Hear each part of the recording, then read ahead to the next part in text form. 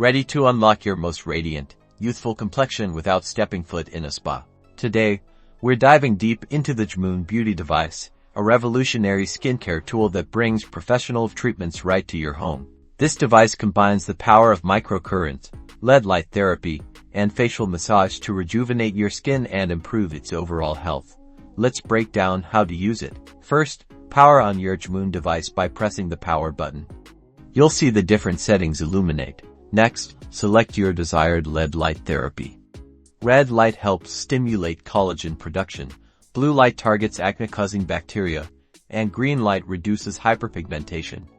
Press the corresponding button for your skin's needs. Before you begin, apply your favorite serum or moisturizer to clean skin.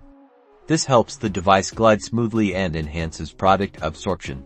Now, gently glide the Jmoon device across your face in upward and outward motions. Focus on areas like your forehead, cheeks, and jawline. The microcurrent and massage functions will stimulate facial muscles, promoting circulation and reducing tension.